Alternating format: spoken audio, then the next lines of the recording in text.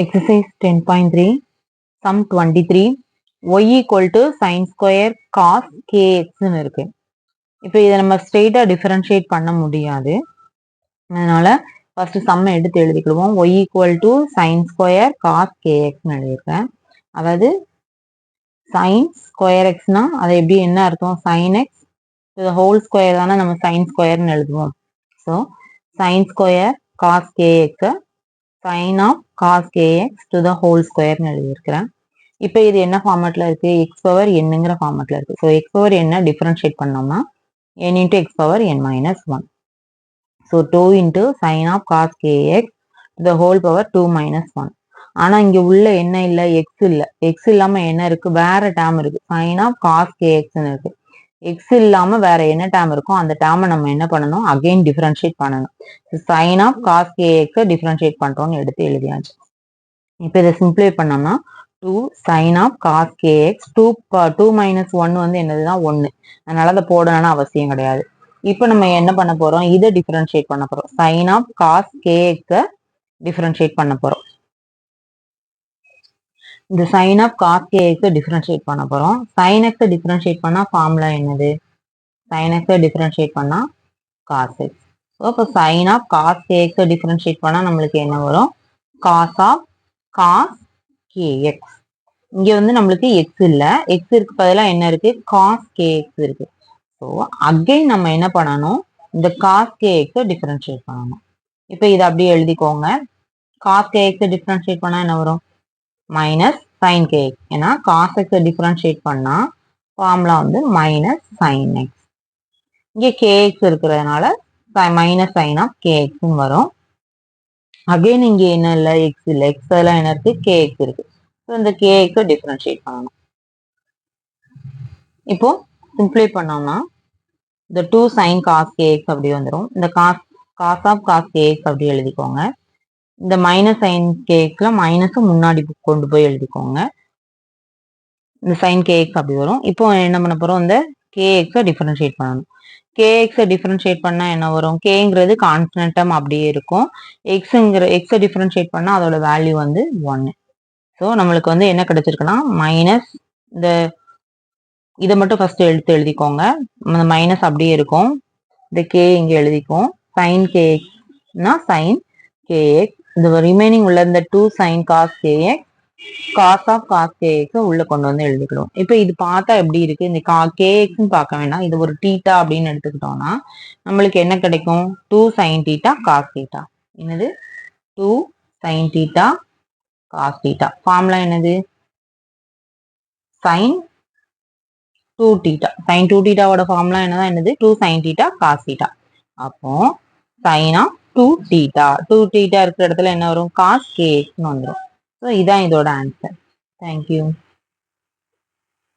Exercise 10.3 sum 24 y equal to 1 plus cos square x to the whole power 6 அப்படின்னு கொடுத்துருக்காங்க. இப்போ இதை differentiate பண்ண போறோம். ஃபர்ஸ்ட் சம்மை எடுத்து எழுதிக்கோங்க. y equal to 1 plus cos square x to the whole power 6. இது பார்க்க எப்படி இருக்கு அப்படின்னா பவர் n இருக்கு, அதாவது பவர்ல 6 இருக்கு. ஸோ இது வந்து x power n format.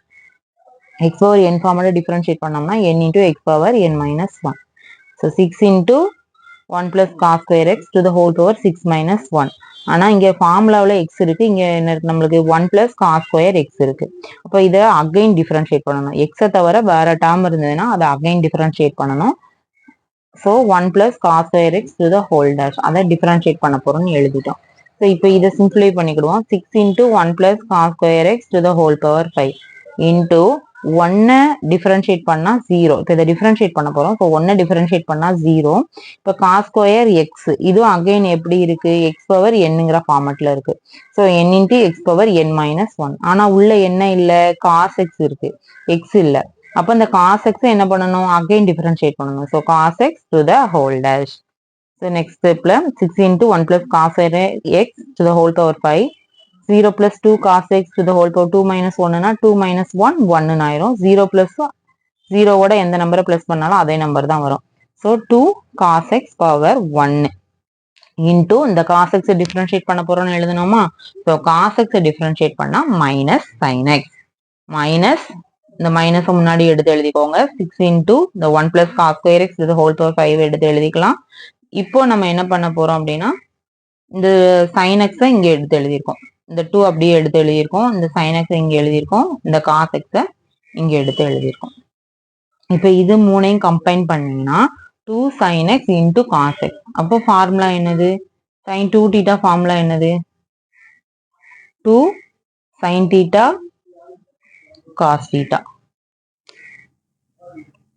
sin 2 theta formula என்னது? 2 sin theta into cos theta.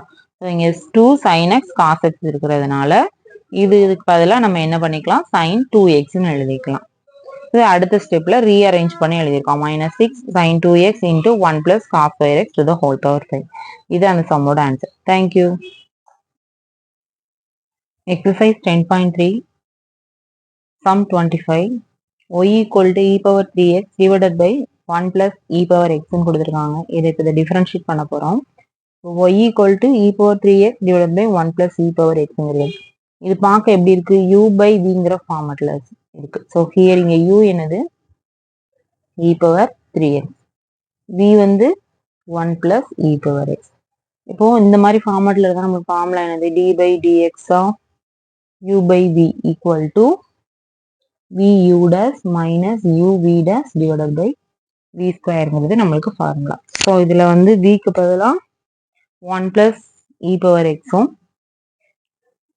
uக்கு பதிலாக e power 3xையும் போட்டு டிஃபரன்ஷியேட் பண்ண போறோம்னு எழுதியிருக்கோம். ஸோ e power 3xையும் 1 plus e power xையும் தான் டிஃபரன்ஷியேட் பண்ண போறோம்.